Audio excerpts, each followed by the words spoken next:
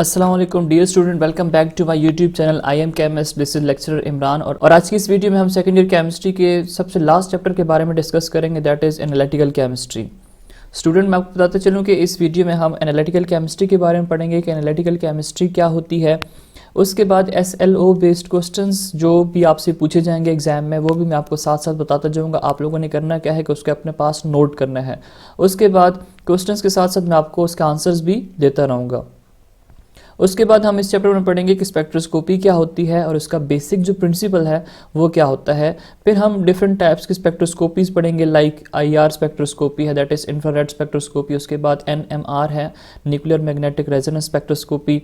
उसके बाद स्पेक्ट्रम के बारे में पढ़ेंगे कि हमारे पास कितनी टाइप्स की स्पेक्ट्रम्स होते हैं। उसके बाद हम मैस स्पेक्ट्रोमीट्री के बारे में पढ़ेंगे और एंड पे हम एक्सरसाइज के क्वेश्चन जो हैं वो डिस्कस करेंगे। सो लेट्स स्टार्ट और वीडियो के एनालिटिकल केमिस्ट्री क्या होती है। सो एनालिटिकल केमिस्ट्री, जैसे आप नाम से ही देख रहे हैं कि एनालिटिकल जो है वो एनालिसिस से निकला है, ठीक है। तो अगर हम इसके इंट्रो को देखते हैं, इंट्रोडक्शन में इसने क्या लिखा हुआ है कि analytical chemistry is the branch of chemistry that deal with the separation of analysis of sample to identify its component, ठीक है। सो इंट्रोडक्शन में क्या लिखा हुआ है, analytical chemistry is the branch of chemistry that deals with the separation and analysis of a sample to identify its component. अब इसमें जो चीज़ समझने वाली है वो ये है सेपरेशन। पहली चीज़ क्या करते हैं, हम इसमें सेपरेशन करते हैं, ठीक है। अगर आपके पास कोई मिक्सचर है, अब अगर आपको मिक्सचर को सेपरेट करना है तो फिर आप क्या करते हो, एनालिटिकल केमिस्ट्री यूज़ करते हो, इसका सहारा लेते हो। उसके बाद analysis of a sample to identify its component. अब आपके पास एक चीज़ है वो आपने ऑब्टेन कर ली है, उसके बाद आप उसकी एनालिसिस करते हैं, उसको फाइंड आउट करते हैं कि इसके अंदर कंपोनेंट कौन कौन से हैं। जैसे फॉर एग्जांपल आपके पास है सोडियम क्लोराइड। अब सोडियम क्लोराइड आपने ऑब्टेन कर लिया है, अब इसके अंदर कौन कौन से कंपोनेंट हैं, हिस्से कौन से हैं, एक इसके अंदर सोडियम है, एक इसके अंदर क्लोरीन जो है ये प्रेजेंट है। अब अगर आपके पास कोई भी ऑर्गेनिक कंपाउंड है, उसकी अगर आप लोगों ने एनालिसिस करनी है, उसको फाइंड आउट करना है, so for that purpose you use analytical chemistry. Separation is carried out prior to qualitative and quantitative analysis. अब यहाँ पे चूँकि हम लोग करते क्या हैं, एनालिसिस करते हैं। सो एनालिसिस जो है ये हमारे पास दो टाइप की होती हैं, एक होती है क्वालिटेटिव एनालिसिस, एक होती है क्वांटिटेटिव एनालिसिस। अब क्वालिटी, जैसे आप नाम से देख रहे हैं कि ये हमारे पास क्या रिप्रेजेंट करता है, ये रिप्रेजेंट करता है मेयार को, और क्वांटिटी का मतलब है मिकदार, ठीक है। अब फॉर एग्जांपल आपके पास है वाटर, ठीक है, यू हैव वाटर मॉलिक्यूल। अब वाटर मॉलिक्यूल जो है ये किस चीज़ से मिलकर बना हुआ है, it is composed of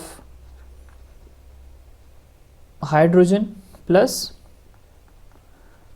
oxygen. ये क्या है, this is qualitative analysis.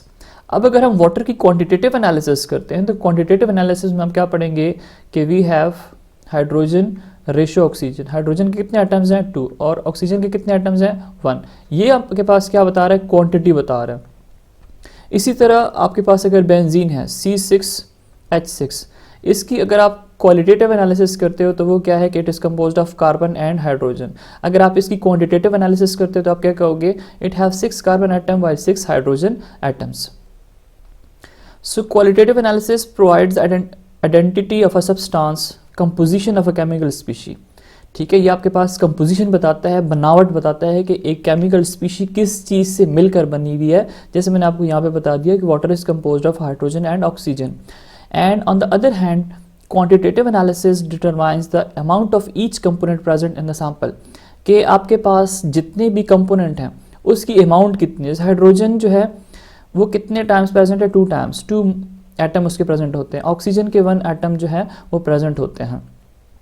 Hints in this branch different techniques and instruments are used for analysis are studied. अब ये जो हमारे पास ब्रांच है केमिस्ट्री की, एनालिटिकल केमिस्ट्री, इसमें हम लोग डिफरेंट टाइप के इंस्ट्रूमेंट या डिफरेंट टाइप्स के टेक्निक्स यूज़ करते हैं जो कि हम यूज़ करते हैं एनालिसिस करने के लिए। The scope of this branch cover food, water, environmental and clinical analysis. अब ये जो ब्रांच है केमिस्ट्री की, इसको हम अप्लाई कहाँ पे करते हैं, यूज़ कहाँ पे करते हैं, that is used in food industries, इस तरह वाटर, इन्वायरमेंटल और क्लिनिकल एनालिसिस के अंदर इसको हम यूज़ करते हैं। क्लिनिकल एनालिसिस जैसे आप लोग बीमार होते हो तो आप लोग अपना टेस्ट कराते हो, तो उसके अंदर हम क्या करते हैं, एनालिटिकल केमिस्ट्री यूज़ करते हैं, डिफरेंट टूल डिफरेंट टेक्निक्स को यूज़ करते हैं। So this was introduction to this chapter.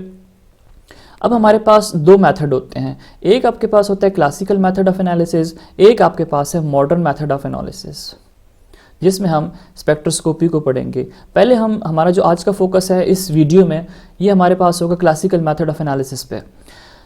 Combustion analysis and determination of molecular formula, इसमें जो चीज़ आपने सबसे पहले समझनी है वो ये है कि व्हाट इज़ कंबस्शन। उसके बाद आप लोगों ने समझनी है मॉलिक्यूलर फार्मूला, कि मॉलिक्यूलर फार्मूला क्या चीज़ है। सो पहले हम पढ़ते हैं कंबस्शन के बारे में। सो स्टूडेंट्स याद रखें कि आप लोग क्लास 9 से पढ़ते आ रहे हो, क्लास 9 10 फिर फर्स्ट ईयर में आप लोगों ने पढ़ा है कि कंबस्शन में हम लोग क्या करते हैं कि कोई भी ऑर्गेनिक कंपाउंड लेते हैं और उसकी बर्निंग कर देते हैं, किस चीज़ के साथ, एयर के साथ, ठीक है। एयर का मतलब ऑक्सीजन, और इससे आपके पास क्या बनता है, you get carbon dioxide along with water molecule. अब ये आपके पास जो मेथड है, ठीक है, जिसमें आप कोई भी हाइड्रोकार्बन लेते हो, उसको एयर मतलब O2 के साथ बर्न कर देते हो, बर्निंग करते हो, तो आपके पास कार्बन डाइऑक्साइड और वाटर वेपर जो है वो ऑब्टेन हो जाते हैं। This process is known as combustion. अब कंबस्शन जो है इसकी दो टाइप्स होती हैं, एक होता है कंप्लीट और एक होता है इनकम्प्लीट कंबस्शन। कंप्लीट कंबस्शन में क्या होता है कि जितने भी हाइड्रोकार्बन्स होते हैं वो सारे के सारे कन्वर्ट हो जाते हैं इन the presence of air into carbon dioxide and water. वहाँ पे एयर जो होता है ना, उसकी सप्लाई बहुत ज़्यादा होती है, लेकिन अगर आपके पास हाइड्रोकार्बन है, उसकी आप बर्निंग कर रहे हो, उसमें आपके पास लिमिटेड सप्लाई ऑफ ऑक्सीजन है या एयर है, मतलब ऑक्सीजन की सप्लाई कम है, तो होगा क्या कि कार्बन डाइऑक्साइड के बजाय कार्बन मोनोऑक्साइड की प्रोडक्शन होगी और साथ में क्या होगा, वाटर मॉलिक्यूल ऑब्टेन होंगे। अगर कार्बन मोनोऑक्साइड आपको नजर आए कि कंबस्शन के अंदर है, तो this is known as incomplete combustion. Second चीज जो आपने समझनी है दैट इज मॉलिक्यूलर फार्मूला। अब मॉलिक्यूलर फार्मूला आप लोग क्लास 9 में दो चीजें आपने पढ़ी थी, एक होता है एम्पेरिकल फार्मूला, एक होता है मॉलिक्यूलर फार्मूला। एम्पेरिकल फार्मूला क्या होता है कि जब आपके पास किसी भी चीज का आप सिंपलेस्ट रेशियो लेते हो, जैसे आपके पास है C6H12 और O6, ये आपके पास क्या है, दिस इज ग्लूकोज। अगर आप यहाँ पे कार्बन, हाइड्रोजन और ऑक्सीजन की रेशियो लेते हो तो वो क्या बनेगी, 6:12:6। इसको आप डिवाइड कर दें, ठीक है, सिंपलेस्ट रेशियो में आपने लेके आना है, तो ये बन जाएगा 1:2:1। अब ये आपके पास क्या है, this is the empirical formula. E.F हम लिख देते हैं, CH2 और O, this is the empirical formula for glucose. लेकिन अगर हम मॉलिक्यूलर फार्मूला की बात करते हैं, सो मॉलिक्यूलर फार्मूला क्या होता है कि this is the actual value. Actual value क्या है कि ग्लूकोज के फार्मूले में 6 कार्बन एटम होते हैं, 12 हाइड्रोजन एटम होते हैं और 6 ऑक्सीजन एटम्स मौजूद होते हैं। This is the molecular formula. So actual number of atom present in a molecule is called molecular formula. Combustion analysis is suitable for organic compound. याद रखें कि जो कंबस्शन होती है ना, this is suitable for organic compound. जितने भी hydrocarbons हैं, organic compound mean compound of carbon, और या हाइड्रोकार्बन की अगर आप बात करते हो compound of carbon and hydrogen. This analysis is used to calculate empirical and molecular formula of hydrocarbon for compound that contain carbon, hydrogen and oxygen. अब ये जो आपके पास मेथड है, जो कंबस्शन एनालिसिस है, इससे हम लोग दो चीज़ें फाइंड आउट करते हैं। एक हम फाइंड आउट करते हैं एम्पेरिकल फार्मूला को, जो आपको मैंने अभी बता दिया। दूसरा हम फाइंड आउट करते हैं मॉलिक्यूलर फार्मूला को, जो कि आपको मैंने अभी बता दिया है। और ऐसे कंपाउंड की स्टडी करते हैं that contain carbon, hydrogen and oxygen, ठीक है, CX, HX और OX। अब ये XX क्यों लिखा हुआ है, XX इसलिए लिखा हुआ है कि हमारे पास क्वांटिटी वेरी कर सकती है। जैसे फॉर एग्जांपल ये आपके पास क्या है, ग्लूकोज का फार्मूला है, इसके अंदर 6 कार्बन है, 12 हाइड्रोजन है और 6 ऑक्सीजन है। इसी तरह यहाँ पे मैंने बेंजीन का फार्मूला लिखा है, इसके अंदर 6 कार्बन है और 6 हमारे पास क्या है, हाइड्रोजन एटम है। इसी तरह अगर आपके पास फॉर्मल्डिहाइड है, अब फॉर्मल्डिहाइड के अंदर क्या है, 2 हाइड्रोजन है, 1 कार्बन है और 1 इसके अंदर क्या है, ऑक्सीजन है। सो इसकी भी आप कंबस्शन एनालिसिस जो है वो कर सकते हो। अब इसका जो है तो डिफरेंट प्रोसीजर होता है। प्रोसीजर हम पढ़ लेते हैं। In accurately known mass of the given organic compound is completely burn in the excess of oxygen. कि आप करते क्या हो कि आपके पास एक ऑर्गेनिक कंपाउंड है, ठीक है, O.C में लिख देता हूँ, ऑर्गेनिक कंपाउंड है, और ये जो है इसको आप हीट कर देते हो, ठीक है, इसको आप क्या कर देते हो, हीट कर लेते हो, इसकी आप क्या करते हो, बर्निंग करते हो। अब बर्निंग की वजह से क्या होगा, ये जलेगा, ठीक है, in the presence of air आपने इसको बर्न करना है। This oxidises carbon and hydrogen in organic compound to carbon dioxide and water. अब जैसे ही हमारे पास कंबस्शन एनालिसिस होती है तो उसके अंदर एक रिएक्शन होता है that is known as oxidation reaction, ठीक है। इसके अंदर हमारे पास कौन सा रिएक्शन होता है, ऑक्सीडेशन रिएक्शन। और ऑक्सीडेशन रिएक्शन क्या होता है, एडिशन ऑफ ऑक्सीजन। जो ऑर्गेनिक कंपाउंड होता है वो एयर एब्जॉर्ब करता है, उसकी वजह से उसकी ऑक्सीडेशन हो जाती है, सो वो कन्वर्ट हो जाता है कार्बन डाइऑक्साइड के अंदर और वाटर के अंदर, ठीक है। कार्बन जो है वो कार्बन डाइऑक्साइड में कन्वर्ट हो जाता है, हाइड्रोजन जो है वो किधर कन्वर्ट हो जाता है, वाटर वेपर्स के अंदर कन्वर्ट हो जाता है। अब ये आपके पास क्या है, सेकेंड स्टेप है। स्टेप 3 में क्या होता है कि the mixture of carbon dioxide, water vapours and excess oxygen are pass through reweighted tubes containing magnesium chlorate, water absorber and 50% potassium hydroxide carbon dioxide absorber respectively. अब पहले दो मेथड्स हो गए, कार्बन डाइऑक्साइड बन गया, गैस बन गई, water vapours की फॉर्मेशन हो गई है। अब उसको हम क्या करते हैं कि एक ट्यूब लेते हैं और उस ट्यूब में हम उसको ऐड कर देते हैं और उसका वेट कर लेते हैं कि हमने इसके अंदर जो सैंपल डाला था वो कितना ऐड किया।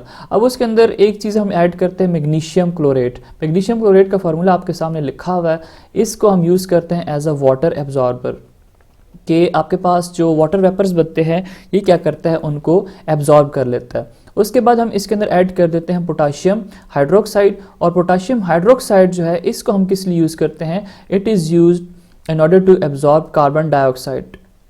ये आपके पास MCQs में आ सकता है कि मैग्नीशियम क्लोरेट को आप किस लिए यूज़ करते हो, या वाटर एब्जॉर्बर के लिए आप क्या चीज़ ऐड करते हो कंबस्टन एनालिसिस में। इसी तरह पोटाशियम हाइड्रोक्साइड का क्या फंक्शन है कंबस्टन एनालिसिस के अंदर। After completion of experiment from the different of initial and final masses of water and carbon dioxide absorber, masses of carbon dioxide and water are measured। अब जब हम एक दफ़ा एक्सपेरिमेंट कर लेते हैं तो फिर जो इनिशियल हम लोगों ने मैस लिया होता है उसको हम मतलब उनके बीच में हम डिफरेंस ले लेते हैं। जैसे आप लोग फिजिक्स में पढ़ते हो कि velocity is equal to final velocity minus initial velocity. तो यहाँ पे भी क्वांटिटी अगर आप मेजर करते हो कि जो आपके पास फाइनल मैस है और इनिशियल जो मैस है वो उन दोनों का आप क्या ले लेते हो, डिफरेंट ले लेते हो। अब इनका डिफरेंस जब लोगे तो वो आपके पास क्या होगा, वहाँ से आप मैसेज जो है फाइंड आउट कर सकते हो। From these message of carbon dioxide water the message and percentages of carbon and hydrogen in the sample can be calculated. अब आपके पास मैस आ गया, ठीक है, कार्बन डाइऑक्साइड का भी मैस आ गया है, वाटर जो वेपर्स हैं उनका भी मैस आ गया है। इनसे आपने क्या करना है, अब कार्बन हाइड्रोजन के जो परसेंटेजेस हैं वो फाइंड आउट करनी है, वो मेजर करनी है। अब आपको मैं नेक्स्ट आगे बताऊंगा इसी लेक्चर में कि हम कैसे इसको फाइंड आउट करते हैं और कौन सा मेथड है। The mass of oxygen can be calculated by using the difference of masses of carbon and hydrogen from the organic compound। अब यहाँ पे आपने कार्बन का परसेंटेज निकाल लिया, हाइड्रोजन का निकाल लिया, इन दोनों को ऐड कर दो और उसको टोटल में से माइनस कर दो तो आपके पास क्या बन जाएगा, ऑक्सीजन की परसेंटेज ऑब्टेन हो जाएगी। Use this data to determine the empirical and molecular formula of organic compound. अब इसी फार्मूला को यूज़ करते हुए इस डेटा को यूज़ करते हुए आप एम्पेरिकल और मोलिकुलर फार्मूला जो है फाइंड आउट कर सकते हो। अब स्टूडेंट आपके पास ये एक अपरेटस है फॉर द कंबस्शन एनालिसिस। ये जो आपके पास आपको ट्यूब नज़र आ रही है इसमें आप लोग क्या ऐड करते हो, कंपाउंड टू बी एनालाइज्ड। आपके पास कोई ऑर्गेनिक कंपाउंड है, आपने उसकी एनालिसिस करनी है, आप फाइंड आउट करना चाहते हो कि इसके अंदर कार्बन कितना है, उसके अंदर हाइड्रोजन कितना है और इसके अंदर ऑक्सीजन एटम्स कितने मौजूद हैं। तो आप क्या करते हो, यहाँ पे ऑर्गेनिक कंपाउंड को ऐड कर देते हो ट्यूब में, यहाँ से आप इनलेट के थ्रू ऑक्सीजन या एयर जो है वो पास करवा देते हैं। यहाँ से नीचे से आपने स्पैरेट लैंप रखी हुई है, लैंप क्या करती है, इस ऑर्गेनिक कंपाउंड को हीट कर देती है। जैसे ही ये हीट एब्जॉर्ब करेगा तो आपके पास क्या होगा, रिएक्शन होगा। कौन सी रिएक्शन, कंबस्टन रिएक्शन यहाँ पे होगा। अब कंबस्टन रिएक्शन होगा तो कंबस्टन रिएक्शन में आपको पता है क्या चीज़ बनती है, कार्बन डाइऑक्साइड गैस बनती है और वाटर के वेपर्स बन जाते हैं। अब इस ट्यूब से पीछे की तरफ आते नहीं हैं, आगे की तरफ जब मूव करते हैं तो यहाँ से ये मूवमेंट होती है आगे, फिर यूं करके इस ट्यूब से बाहर जो है वो निकल जाते हैं, अनयूज्ड ऑक्सीजन लीव्स। अब यहाँ पे आप ऑक्सीजन ऐड कर रहे हो ना, कुछ ऑक्सीजन यहाँ पे ऐड हो रही है, वो कार्बन को कन्वर्ट कर रहा है कार्बन डाइऑक्साइड में, हाइड्रोजन को कन्वर्ट कर रहा है वाटर के अंदर, मतलब ऑक्सीडेशन रिएक्शन इसके अंदर हो रहा है। इस यहाँ पे ये जो ट्यूब है, ये जो यू शेप ट्यूब है, यहाँ पे आप क्या ऐड कर देते हो, वाटर एब्जॉर्बर ऐड कर देते हो, जो कि वाटर वेपर्स को एब्जॉर्ब कर रहा होता है। और वो कौन सा है, मैग्नीशियम क्लोरेट, जो आपके पास यहाँ पे लिखा हुआ है। उसके बाद ये जो ट्यूब है, इसके अंदर आप कार्बन डाइऑक्साइड एब्जॉर्बर यूज़ कर देते हो। ये आपके पास एक मेथड है जिसके थ्रू आप क्या कर सकते हो, कंबस्टन एनालिसिस कर सकते हो आप। अब ये जो आपके पास वैल्यूज़ आएंगे, डेटा आएगा, उस डेटा को आपने यूज़ करना है और इससे फिर आप लोग फाइंड आउट करते हो molecular and empirical formula. So student, let proceed further general steps to calculate empirical and molecular formula. अब हम लोगों ने एम्पेरिकल और मॉलिक्यूलर फार्मूला फाइंड आउट करना है, कैलकुलेट करना है। उसके अंदर जो स्टेप्स हैं उसको हम डिस्कस करते हैं। Inorganic compound containing carbon, hydrogen and oxygen undergoes combustion as follow। देखें ये आपके पास क्या है, एक ऑर्गेनिक कंपाउंड है that is composed of carbon, hydrogen and oxygen. इसकी हम ऑक्सीडेशन करते हैं, इसे एयर पास करते हैं, तो हमारे पास x मोल्स कार्बन डाइऑक्साइड्स के प्रोड्यूस होते हैं और y/2 मोल्स वाटर की प्रोडक्शन होती है। ठीक है, ये आपके पास क्या रिप्रेजेंट कर रहे हैं, these represent number of moles. Combustion data gives the following information. कहता है कि आपके पास जो कंबस्टन का डेटा है, इससे आपके पास ये इंफॉर्मेशन ऑब्टेन होती है कि मास ऑफ ऑर्गेनिक कंपाउंड, उसके बाद मास ऑफ कार्बन डाइऑक्साइड और मास ऑफ वाटर। ये तीन चीज़ें जो हैं आपके पास कंबस्टन डेटा से ऑब्टेन होती हैं। इसके ऊपर जो मैंने आपको प्रोसेस या प्रोसीजर बताया है कि किस तरह आप कंबस्टन एनालिसिस करते हो।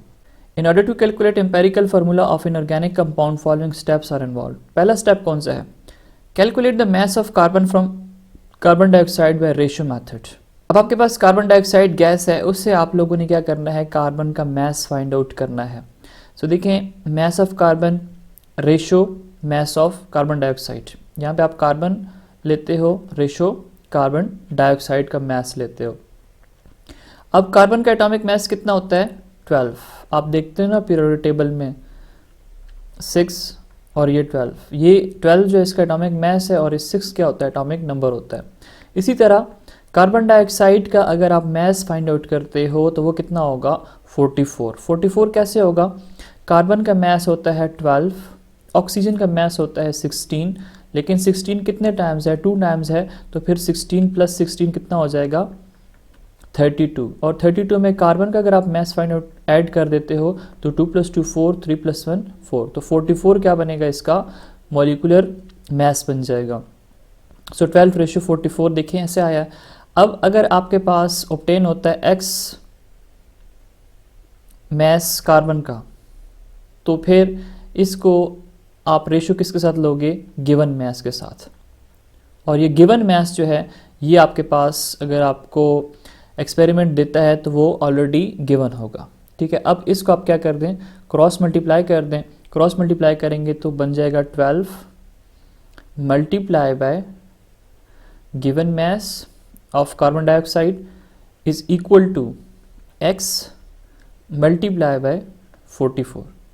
अब यहाँ से x ग्राम ऑफ कार्बन निकालना है ना, तो x को यहीं पे रखें, 44 यहाँ पे मल्टीप्लाई है तो यहाँ पे आके क्या हो जाएगा, डिवाइड हो जाएगा। सो आपके पास ये जो इक्वेशन है इस तरह से, ये आपके पास इस तरह से ऑब्टेन हो जाएगी। अभी नेक्स्ट इसका हम एक एक्सपेरिमेंट करेंगे ना, तो वहाँ पे आपको ये चीज़ इजीली समझ आ जाएगी कि ये गिवन मास हमारे पास कहाँ से आता है। ठीक है, उसके बाद calculate the mass of hydrogen from water bye ratio method. इसी तरह रेशियो आपने वाटर के लिए भी अप्लाई करनी है। आप लिखोगे हाइड्रोजन का मास रेशो वाटर का मास, क्योंकि वाटर से ही क्या बनता है, हाइड्रोजन जो है वो प्रोड्यूस होती है। अब यहाँ से आप लोग जो है क्या कैसे करेंगे कि हाइड्रोजन आपके पास H2 की फॉर्म में एग्जिस्ट करती है, हाइड्रोजन मॉलिक्यूल की फॉर्म में। ठीक है, H2 की फॉर्म में। तो एक हाइड्रोजन एटम जो होता है उसका एटॉमिक मास होता है 1। H2 अगर है तो 1 + 1 क्या हो जाएगा, 2। तो आप यहाँ पे H की जगह पे क्या लिखोगे, 2। वाटर में हाइड्रोजन है और ऑक्सीजन है, हाइड्रोजन का जो मास होता है वो 1 है और 2 टाइम्स हाइड्रोजन है तो 1 + 1 कितना हो जाएगा, 2। इसी तरह ऑक्सीजन का जो मास होता है ना, एटॉमिक मास, वो होता है 16। तो 16 + 2 कितना बन जाएगा, 18। 18 जो है इसका क्या है, मॉलिक्यूलर मास हो जाएगा वाटर का। अब हाइड्रोजन कितना प्रोड्यूस हुआ वो हमें नहीं पता, तो हम यहाँ पे x लिख देंगे। अब कितना वाटर कितना था, उसका मास जो है उसकी जगह पे आप लिख दोगे गिवन mass। इनको जिस तरह ये है क्रॉस मल्टीप्लाई कर दें तो आपके पास क्या ऑब्टेन हो जाएगा, यहाँ से x की वैल्यू जो है वो ऑब्टेन हो जाएगी। आपके पास आएगा 2 multiply by given mass of water is equal to x multiply by 18। हमें x चाहिए तो 18 यहाँ पे मल्टीप्लाई है, यहाँ पे क्या हो जाएगा, डिवाइड हो जाएगा। तो आपके पास ये जो इक्वेशन है ये यहाँ से ऐसे ऑब्टेन हो जाएगी। अब उसके बाद calculate the mass of oxygen. आपके पास कार्बन का मैस आ गया, आपके पास हाइड्रोजन का मैस आ गया, आप इन दोनों को ऐड कर दो। ठीक है, इन दोनों को ऐड कर दो, ऑर्गेनिक कंपाउंड का जो इनिशियल मैस था उसमें से माइनस कर दो। सो जो चीज़ पीछे रह जाएगी वो क्या होगा, मैस ऑफ ऑक्सीजन। स्टेप 2 में आपके पास क्या है, calculate the number of moles of each element by using mole is equal to mass in gram divide by molar mass. अब आप क्लास 9 के अंदर भी पढ़ चुके हैं कि number of moles is equal to mass in gram divide by molar mass या मॉलिक्यूलर मैस। इससे आपके पास क्या आएगा, नंबर ऑफ मोल्स आ जाएंगे। अब आपके पास मैसेज आ गए हैं, मैसेज को आप यूज़ करके number of moles find out कर लोगे स्टेप 2 के अंदर। स्टेप 3 क्या कहता है, calculate the empirical formula by taking the molar ratio of each element. उसके बाद आपने करना क्या है कि मोलर रेशो ऑब्टेन करनी है और उससे आपके पास एम्पेरिकल फार्मूला जो है वो फाइंड आउट हो जाएगा। और लास्ट जो स्टेप है, calculate the molecular formula by using. Empirical formula आपके पास आ गया है, उसको आप लोगों ने यूज़ करना है और उससे आप मॉलिक्यूलर फार्मूला फाइंड आउट करते हो। और मॉलिक्यूलर फार्मूला फाइंड आउट करने का तरीका ये है कि molecular formula is equal to n multiply by empirical formula. अब n क्या है, नंबर ऑफ मोल्स हैं। एम्पेरिकल फार्मूला क्या है आपके पास, जो आप स्टेप 3 के अंदर ऑब्टेन करते हो, जो सिंपलेस्ट रेशो होती है। अब where n is equal to relative molecular mass divide by empirical formula mass. ये वैल्यूज़, इसके अंदर आप वैल्यूज़ पुट करें तो आपके पास जो वैल्यूज़ आपके पास डेटा ऑब्टेन हो जाएगा, that would be molecular formula. अब ये मैंने जो भी कहा है, आई होप सो कि आप में से मैक्सिमम स्टूडेंट्स को समझ नहीं आई होगी। उसकी वजह यह है कि हमारे पास कोई वैल्यूज़ नहीं गिवन थी। लेकिन अभी जब आपको मैं एग्जाम्पल पढ़ाऊँगा, ठीक है, ये जो लिखा हुआ है यहाँ पे, तो उसकी मदद से आपको सारा कुछ समझ आ जाएगा। अब सबसे पहले तो इसके ड्रॉबैक्स हैं इस मेथड के। This classical method, it means combustion analysis, is only limited to those organic compound which contain carbon, hydrogen and oxygen. अब ये जो combustion analysis है ना, ये सिर्फ और सिर्फ उन organic compound के लिए ही पॉसिबल है जिनके अंदर कार्बन मौजूद है, जिनके अंदर हाइड्रोजन है और जिनके अंदर ऑक्सीजन है। अब ऐसे ऑर्गेनिक कंपाउंड जिनके अंदर ये 3 चीज़ें नहीं हैं या इसके अलावा कोई और चीज़ मौजूद है, तो उनकी आप combustion analysis नहीं कर सकते। यहाँ पे एक एग्जांपल गिवन है कि compound A is an organic compound. ठीक है, आपके पास एक कंपाउंड है, ठीक है, इसको इसने नाम दिया हुआ ए, और ये क्या है, कोई भी ऑर्गेनिक कंपाउंड है। और इसके अंदर क्या चीज़ है, इसके अंदर कार्बन भी मौजूद है, इसके अंदर हाइड्रोजन भी मौजूद है और इसके अंदर ऑक्सीजन भी मौजूद है। 1.24 gram of organic compound A is burn in excess of oxygen, it is completely oxidise to carbon dioxide and water. कहता है ये जो ए है ना, ये इसका जो इनिशियल अमाउंट था वो कितना था, 0.240 ग्राम। ये इसका इनिशियल मैस था। क्या किया गया कि इसको जब बर्न किया गया इन द प्रेजेंस ऑफ एयर, तो इससे आपके पास क्या चीज़ ऑब्टेन हो गई, कार्बन डाइऑक्साइड, और साथ में आपके पास वाटर वेपर्स जो हैं वो ऑब्टेन हो गए। The products are collected and is found that 0.352 gram of carbon dioxide and 0.144 gram of water are formed. अब जब प्रोडक्ट की एनालिसिस की गई तो देखा गया कि कार्बन डाइऑक्साइड जो प्रोड्यूस हुआ था उसकी अमाउंट कितनी थी, 0.352 ग्राम। इसी तरह वाटर वेपर्स भी प्रोड्यूस हुए थे ना, जिसको पोटेशियम हाइड्रोक्साइड एब्जॉर्ब कर लेता है, वो कितने थे, 0.144 ग्राम। अब ये आपके पास क्या है, मैसेज आ गए हैं किस चीज़ के, कार्बन डाइऑक्साइड के और वाटर वेपर्स के। Relative molecular mass of organic compound A is 60 ग्राम पर मोल। अब अगर हम बात करते हैं रिलेटिव मोलिकुलर मास की, तो वो आपके पास ऑलरेडी यहाँ पे गिवन है और वो कितना है, 60 ग्राम पर मोल। इसको आप लोगों ने याद रखना है, जहन में रखना, क्योंकि इसको अभी हम यूज़ करने वाले हैं कैलकुलेशंस के अंदर। Calculate empirical and molecular formula of organic compound ए। ये जो ऑर्गेनिक कंपाउंड ए है, अब आपने क्या करना है, इनका एम्पेरिकल और मॉलिक्यूलर फार्मूला फाइंड आउट करना है। और जिसमें आपके पास डिफरेंट स्टेप्स इन्वॉल्व हैं जो कि आपको मैं थ्योरेटिकली तो बता चुका हूँ। अब यहाँ पे हम इसको एक्सपेरिमेंटली जो है फाइंड आउट करने वाले हैं। क्वेश्चन के अंदर क्या लिखा हुआ है, mass of organic compound is इतना 0.240 ग्राम, ठीक है, ये हमारे पास गिवन है। मैस ऑफ कार्बन डाइऑक्साइड भी गिवन है जो मैं आपको बता चुका हूँ। मैस ऑफ वाटर भी बता दिया है, मॉलिक्यूलर रिलेटिव मॉलिक्यूलर मैस बता दिया मैंने आपको। एम्पेरिकल और मॉलिक्यूलर फार्मूला जो है ये आपने फाइंड आउट करना है। जब भी आप न्यूमेरिकल करो तो आपको ये डेटा देना लाजमी होता है। अब स्टेप 1 आपको जैसे मैंने बताया था कि आप लोगों ने करना क्या होता है कि रेशियो मेथड आप यूज़ करते हो कि आपके पास कार्बन डाइऑक्साइड से कितना कार्बन जो है वो प्रोड्यूस हुआ, और वो आप कैसे करते हो कि आप लेते हो मैस ऑफ कार्बन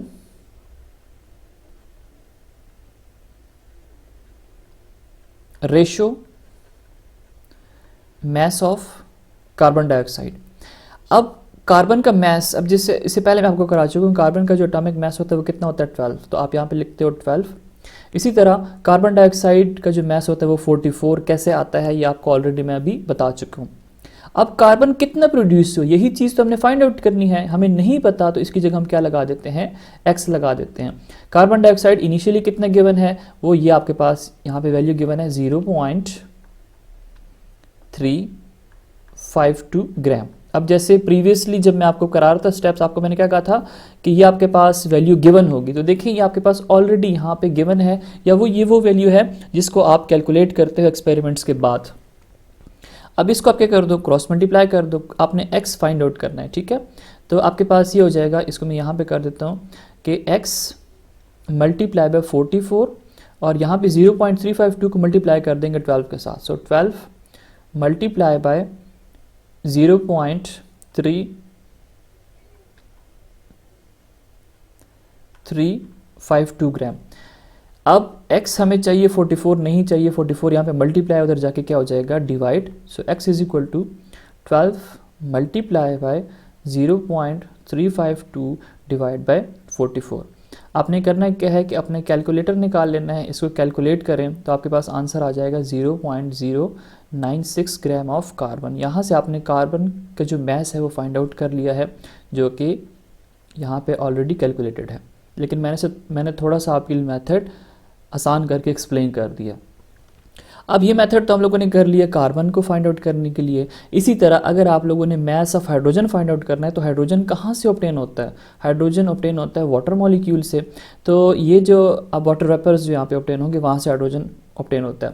यहाँ पे लिखोगे mass of hydrogen, mess of water, ये 2 कहाँ से आता है, हाइड्रोजन आपके पास H2 की फॉर्म में एग्जिस्ट करता है। एक हाइड्रोजन का मैस होता है 1, 2 हाइड्रोजन एटम है तो 1 + 1 कितना हो जाएगा 2, तो इसलिए इसने 2 लिखा हुआ है।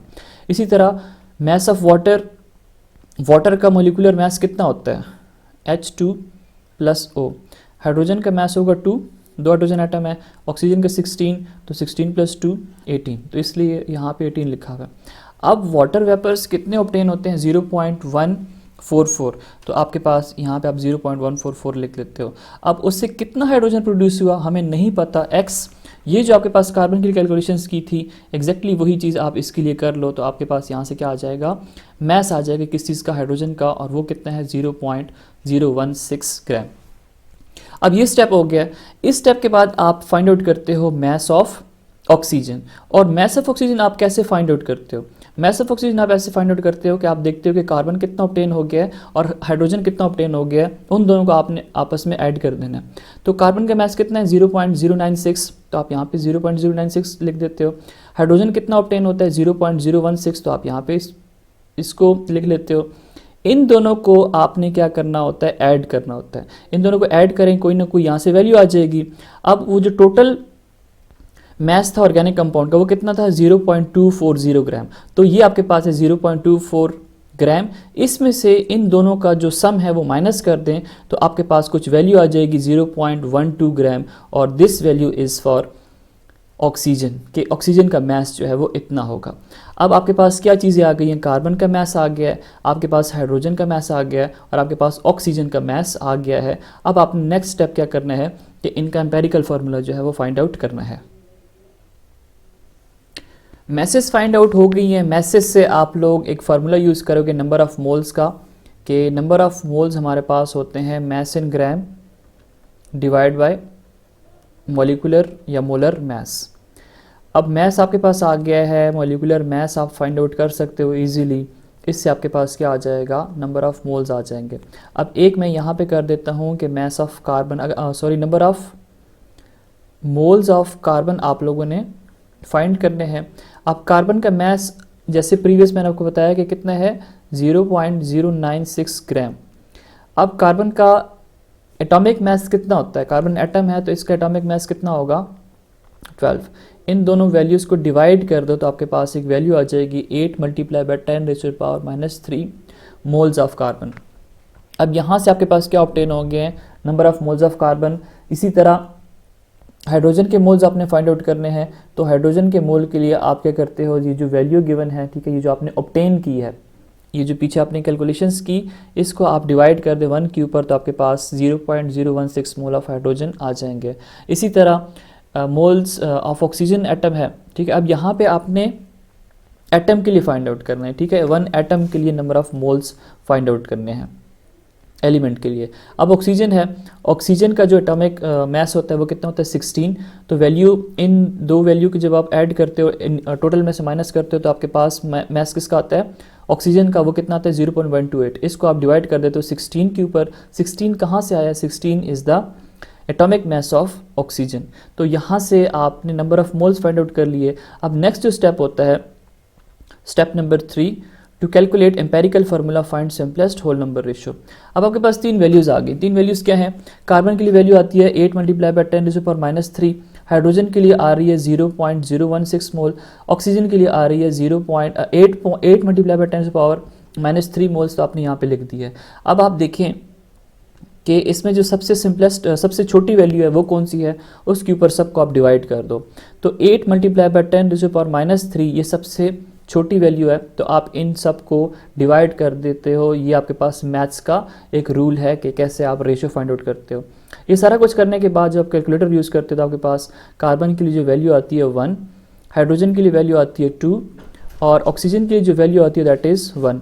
अब यहाँ से आपके पास रेशोज़ आ गई हैं। रेशो जब आप फाइंड आउट करते हो तो आप देखते हो कि कार्बन का 1 एटम है, हाइड्रोजन के 2 एटम है, इसी तरह ऑक्सीजन जो है उसका 1 एटम है। तो आपके पास ये बनेगा CHO, कार्बन का 1 एटम, हाइड्रोजन के 2 एटम और ऑक्सीजन का 1 एटम। अब देखें ये आपके पास सिंपलेस्ट रेशो आ गई है, और सिंपलेस्ट रेशो को आप क्या कहते हो, this is known as the empirical formula. ठीक हो गया, यहाँ से एम्पेरिकल फार्मूला आ गया। उसके बाद स्टेप 4 की तरफ आप जाते हो, finding the molecular formula from the relative molecular mass and empirical formula mass. अब ये जो रिलेटिव मॉलिक्यूलर मास है ये आपको ऑलरेडी गिवन होता है, जैसे आपको मैंने बताया है इसके अंदर जो स्टेटमेंट थी उसके अंदर मैंने आपको बता दिया है कि रिलेटिव मॉलिक्यूलर मास ऑलरेडी आपको गिवन है, वो आपने यहाँ पे यूज़ करना है। अब देखो उसके लिए फार्मूला क्या होता है कि molecular formula is equal to n multiply by empirical formula. अब ये जो फार्मूला है ये आपने एग्जाम के लिए अपने पास नोट करना है, याद करना है। अब n is equal to empirical formula. अब यहाँ से molecular formula is equal to number of moles multiply by empirical formula. हमें क्या चाहिए, हमें नंबर ऑफ मोल्स चाहिए। तो नंबर ऑफ मोल्स यहाँ से एम्पेरिकल फार्मूला मल्टीप्लिकेशन में दूसरी साइड पे आके डिवाइड हो जाएगा, तो molecular formula divide by empirical formula is equal to number of moles. ठीक है, ये F हो जाएगा। तो ये देखें, relative molecular mass divide by empirical formula mass. अब रिलेटिव मॉलिक्यूलर मास गिवन था ऑलरेडी 60। एम्पेरिकल फार्मूला मास आप लोग फाइंड आउट करेंगे कैसे, आपके पास क्या चीज़ आया है, CH2 और O। कार्बन का जो एटॉमिक मास होता है वो 12 होता है, हाइड्रोजन 2 हैं तो इसका मास कितना बन जाएगा, 1 + 1 2। ऑक्सीजन का जो एटॉमिक मास होता है वो 16 होता है, 16 + 2 18, 18 + 2 30। अब ये 30 क्या है, ये आपके पास ऑब्टेन हो जाता है एम्पेरिकल फार्मूला मास। तो आपने क्या करना है, जो रिलेटिव मॉलिक्यूलर मास था 60, उसके ऊपर आप डिवाइड कर दें एम्पेरिकल फार्मूला मास को, आपके पास यहाँ से आंसर आ जाएगा 2। और ये 2 क्या है, ये आपके पास ये जो स्मॉल n है ये आपके पास यहाँ से वैल्यूज़ ऑब्टेन हो जाती है। अब जो आपके पास एम्पेरिकल फार्मूला है इसको आपने क्या करना है, इसी 2 के साथ मल्टीप्लाई कर देना है, वो आपके पास क्या बन जाएगा, इसका मॉलिक्यूलर फार्मूला बन जाएगा। CH2O, इसको आप 2 से मल्टीप्लाई करेंगे तो कार्बन कितने हो जाएंगे 2, हाइड्रोजन ऑलरेडी 2 है, सो 2 मल्टीप्लाई बाई 2 ये 4 हो जाएंगे, ऑक्सीजन को 2 से मल्टीप्लाई कर दें तो ये O2 बन जाएगा, C2H4O2। ये आपके पास क्या है, एक्चुअल वैल्यू है, और एक्चुअल वैल्यू को आप क्या कहते हैं, मॉलिक्यूलर फार्मूला M.F जो है मैं लिख लेता हूँ। तो ये आपके पास मॉलिक्यूलर फार्मूला फाइंड आउट हो गया हुआ है, ठीक है। यही चीज़ हम लोगों ने फाइंड आउट करनी थी। हम लोगों ने कंबस्टन एनालिसिस पढ़ी, उसको फिर हम लोगों ने एग्जांपल देखे समझने की कोशिश की है। अगर आपको कोई चीज़ समझ नहीं आई तो आप कमेंट सेक्शन के अंदर पूछ सकते हैं। नेक्स्ट जो वीडियो होगी उसमें हम मॉडर्न मेथड की तरफ जाएंगे, और मॉडर्न मेथड क्या है, spectroscopy. Thanks for watching, it's stay connected with I am chemist.